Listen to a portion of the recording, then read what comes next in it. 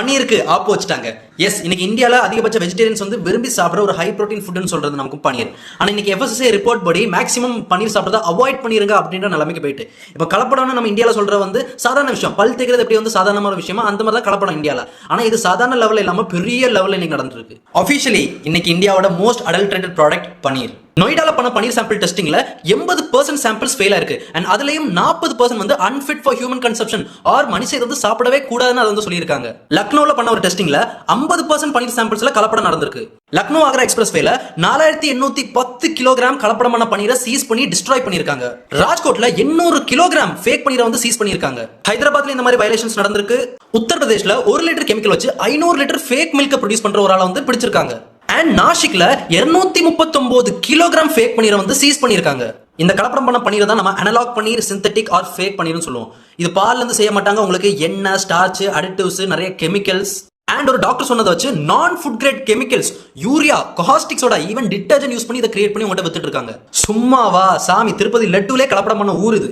அப்ப எப்படி பண்ண ஃபேக்கா உண்மையான கண்டுபிடிக்கிறதா இன்னைக்கு சோஷியல் மீடியால ஐடன் டெஸ்ட் வந்து ரொம்ப பாப்புலரா போயிட்டு இருக்கு. பட் இந்த டெஸ்ட்டும் ஸ்டார்ச் வச்சு கலப்படம் பண்ணா மட்டும் தான் ஐடென்டிஃபை பண்ண முடியுமே தவிர மத்த அடிட்டிவ்ஸ், மத்த கெமிக்கல்ஸ் போட்டா நீங்க இந்த டெஸ்ட் வச்சு கண்டுபிடிக்க முடியாது.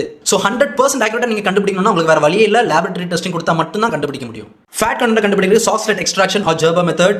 அண்ட் புரோட்டீன் கண்டென்ட் கண்டுபிடிக்கிறது Kjeldahl or Dumas method use பண்ணணும். தம்பி என்னப்பா பாச பேசுற? அதான் நானும் சொல்றேன், இது என்னன்னே நமக்கு தெரியாது. இதெல்லாம் உட்காந்து எப்படி நம்ம டெஸ்ட் பண்ணிட்டு இருக்க முடியும்? அதுக்கு அப்பேரட்டஸ் நம்ம கையில கிடையாது.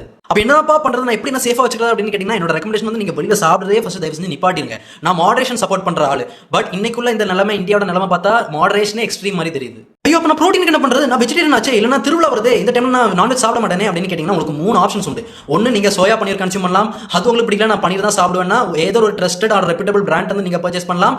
இல்லன்னா அது உங்களுக்கு நம்பிக்கை இல்லைன்னா நீங்களே வீட்டில் செஞ்சு சாப்பிட தவிர வேற எந்த வழியும் கிடையாது. இவ்வளோ தலைவலி எதுக்கு? சிம்பிளா பெஸ்டா பிராக்டிகலா ஒரு சொல்யூஷன் கொடுக்கவா? Whole grains, vegetables, fruits, nuts, seeds, legumes, தயிர் அண்ட் அதோட சேர்ந்து ஒரு நல்ல ப்ரோட்டீன் சப்ளிமெண்டேஷன் ஆட் பண்ணிக்கிடுங்க. பனில நடந்த கலப்படம் வந்து வெளியில வந்துட்டு, ஆனா எத்தனை பொருட்கள்ல எப்படிப்பட்ட கலப்படம்லாம் இன்னும் வெளியில வராம இருக்குன்னு நீங்க கொஞ்சம் யோசிச்சு பாருங்க. ஸோ நான் சொன்ன ஃபுட் ஐட்டம்ஸ்லாம் நீங்க எடுத்துட்டு தயவு செஞ்சு ஒரு நல்ல சப்ளிமெண்டேஷன் நீங்க உங்களுக்கும் உங்க ஃபேமிலிக்கும் கொடுங்க. இன்னைக்கு உங்க கையில உள்ள காசை நீங்க food and dietary supplementation invest பண்ணலன்னா நாளைக்கு உங்கள்கிட்ட இல்லாத காசை நீங்க ஹாஸ்பிட்டல்ல செலவு பண்ண வேண்டியிருக்கும்.